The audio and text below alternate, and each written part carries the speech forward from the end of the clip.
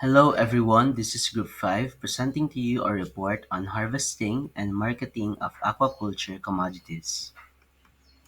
To start with, let's discuss harvesting techniques. Harvesting techniques in aquaculture are crucial for maintaining product quality, maximizing yield, ensuring animal welfare, and meeting market demands.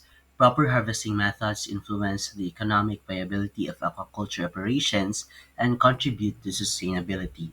The following are key reasons why harvesting techniques are important. First, maintaining product quality. So, poor handling during harvest can lead to physical damage, stress, and deterioration of flesh quality in fish and shellfish.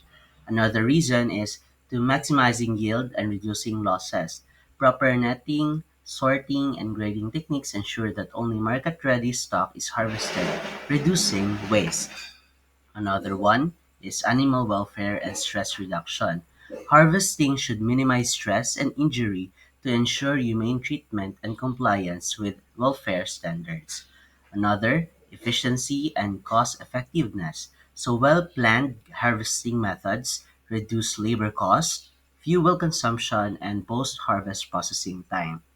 Another is sustainability and environmental impact and compliance with regulations and market standards. The first technique that we will be discussing will be focusing on harvesting in ponds. Firstly, the freshening or current method, or also called as pasulang or pasuba. In this method, the rearing pond is partially drained of its water during low tide and then letting in new tidal water in the next incoming high tide.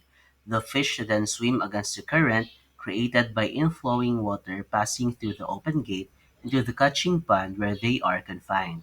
The gate is closed as soon as the catching pond is filled with fish. This technique prevents rapid spoilage during transport and marketing. So fish are harvested by seining and scooping after confinement.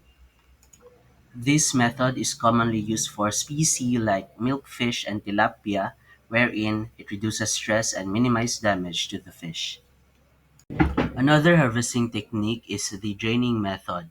In this method, the rearing ponds are totally drained during low tide at night time. When fish are confined in the catching pond, they are scooped and seined. This method enables one to remove all undesirable fishes in the pond. The objection to this method is that it lowers the quality of the harvest because of the mud that adheres to the fish, which is quite difficult to remove. This technique is an efficient method for harvesting bottom-dwelling species like catfish and shrimp, ensuring minimal escape and ease for collection. Another harvesting technique is the bamboo screening method.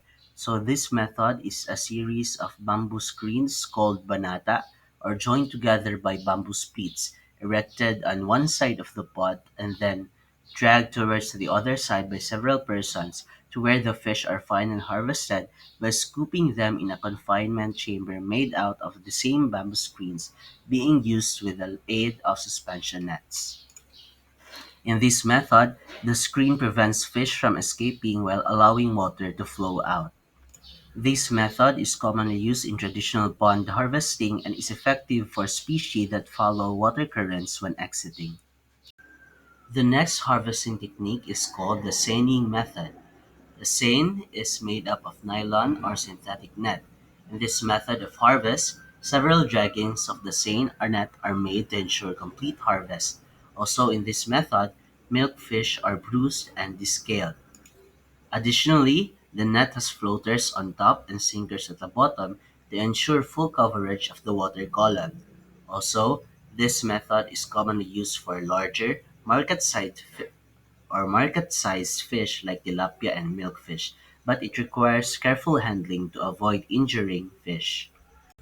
The last harvesting technique that is used in harvesting in ponds is the gill netting method. Gill netting is the poorest method of harvesting in the sense that fish are bruised and descaled.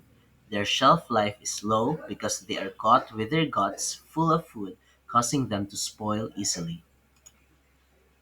This method is effective for harvesting specific fish sizes as mesh size determines the catch.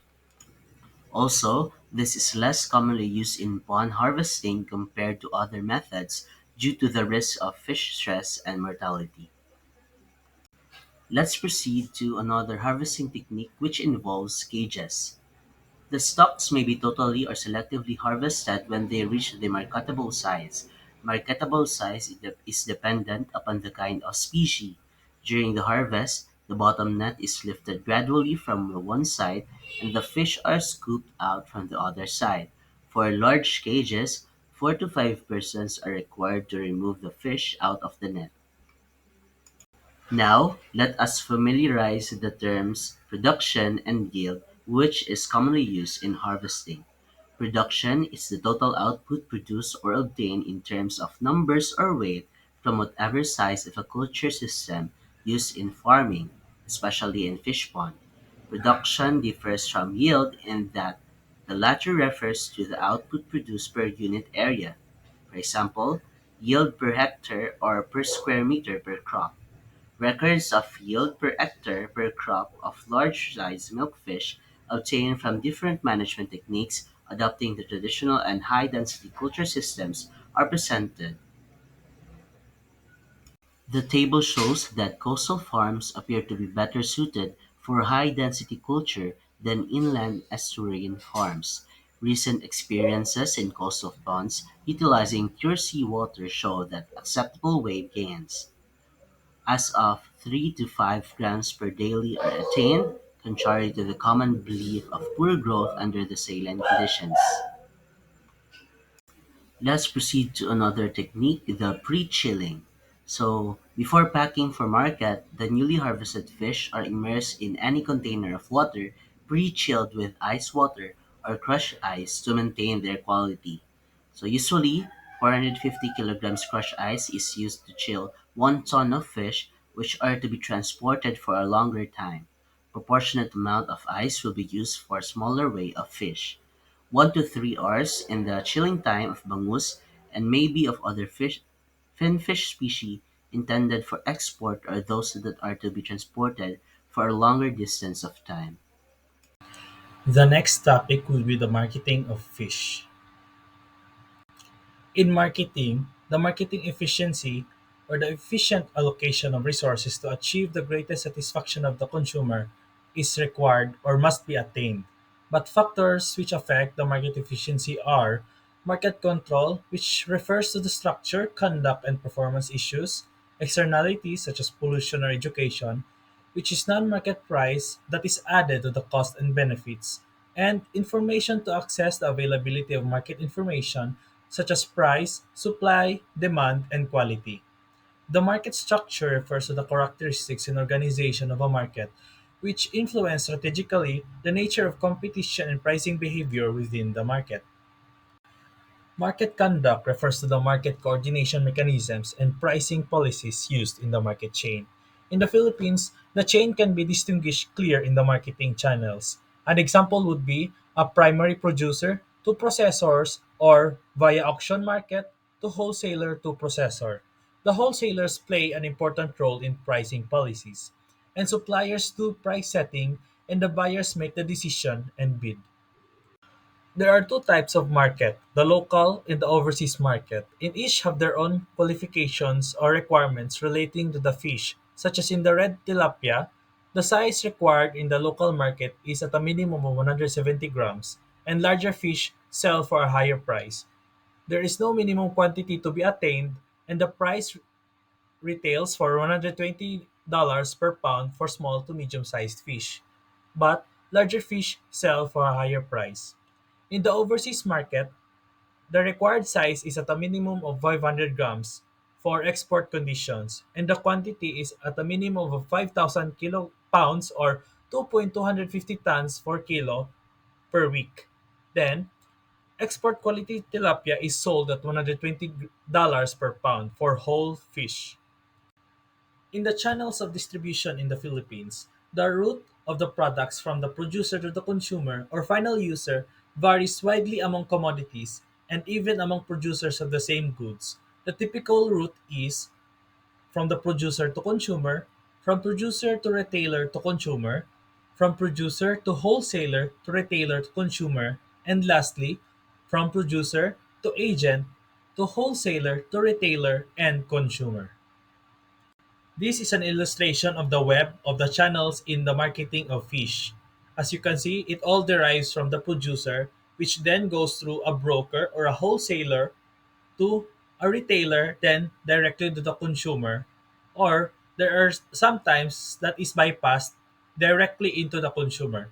But in the export market, it goes through a contract grower or a processor into the export market. Next, the methods of marketing in tilapia. There are four types: the wet market retailing, the small scale retailing or wholesaling, the large scale wholesaling, or the roadside retailing. Market middlemen, which are also called intermediaries, play an important role in the buying and selling of products, the transfer of title to those products, and their physical movement to customers. The most important intermediaries in the distribution are the wholesalers, the retailers, and the agents or brokers. In market pricing, the price represents the foundation upon which all business transactions take place. It comes in the form of rents, fees, tolls, premiums, wages, and others. And the ultimate price is one that motivates a customer into sharing his money in exchange for something that he or she wants. The sum of money that a willing buyer and a willing seller agree to exchange for goods or services in a normal business transaction. In the distribution of aquatic products, in the domestic marketing in the Philippines, it is considered dispersed and uncoordinated. The number of sellers is smaller than the customers. And as the level goes down from the wholesaler to retailer, the proportion of buyers to vendors increases. And direct seller from the producer to consumer is rare. However, this could be done only by municipal fishermen. The benefits and impacts of problems and constraints in aquaculture. There are positive and negative impacts of aquaculture. The positive being alleviation of poverty, improvement of farmers' economy, provision of sufficient supply of fish, helping the development of new strain of saline fish, and a contribution to the industry of tourism. But the negative impact would be the potential of organic loading, the possible siltation of river systems, degradation of water quality, the introduction of exotic species, and hybridization.